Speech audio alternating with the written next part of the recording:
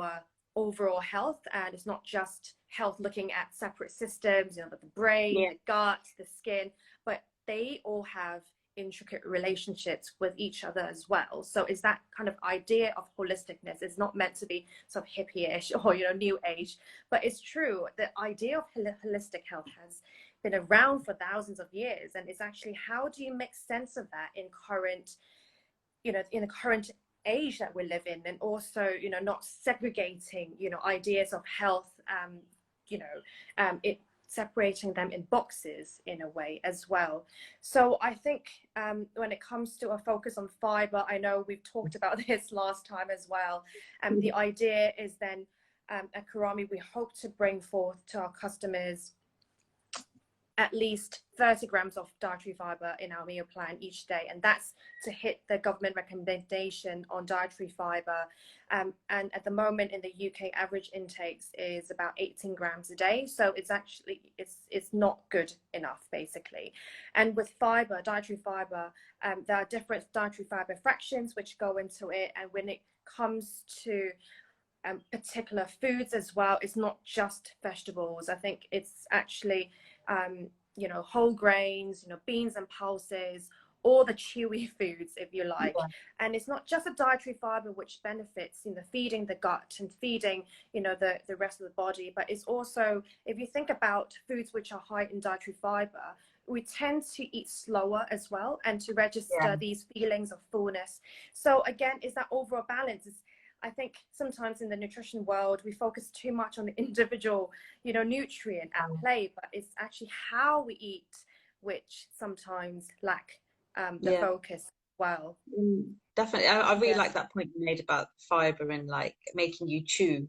You know, we hear about this a lot as well, about how to eat your food and, you know, removing distractions, etc. So yeah, that's an interesting point, that incorporating all these different nutrients in your meal can make you eat better overall. You know, not just what's going in, but it's also how you're eating it can improve as well. Definitely. It's the mindset that you mentioned, you know, making some effort, and you know, generally to start, you know, just make small steps, perhaps, you know, make a list. A list is always good, I think. So I think we might have some questions coming in. We've got a recent, just one here. I think, yeah, the emphasis on the mind and the food we eat by doctors is really, really good. Thank you for that. And I think Dr. Alia here is embodying that change. Definitely. And yeah, that's great. And I think we're just wrapping up here now. If you've got any more questions, feel free to, you know, send them through our chat box, and we can always address them at a later date as well, because we are hosting our Instagram lives at Kurami with Dr. Alia every 2 weeks, focusing on the skin and the effect of food on the skin as well. I suppose now to perhaps polish off our discussion, what are perhaps 3 top tips or habits you would suggest us coming into lockdown tomorrow? I think it's tomorrow, isn't it? There seems to be a lot of sort of, you know, preparation going into this lockdown now, not to make light of it at all. But then I think it's very important that we step into it with a positive mindset.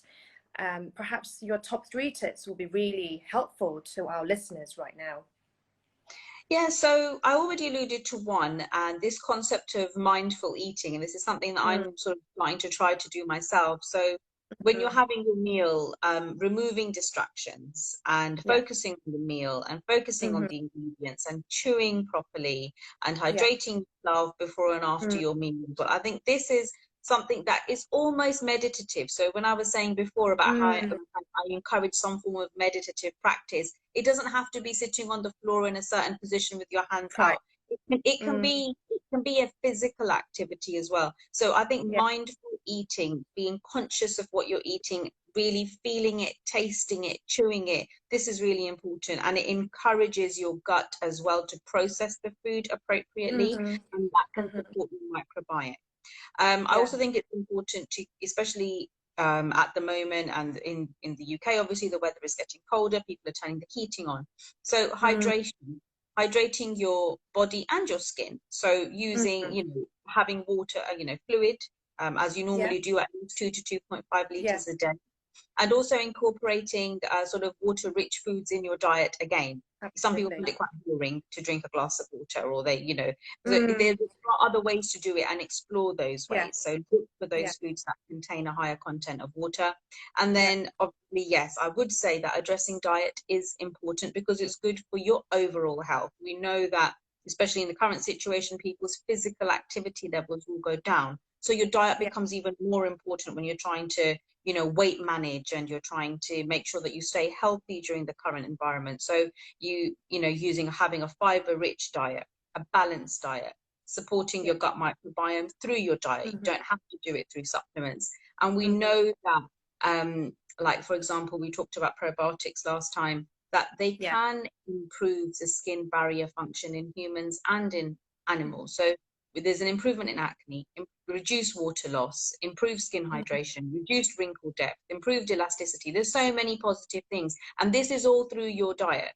So Mm. definitely a diet is a Yeah. brilliant way to achieve that balance, and also nourish your body and your skin.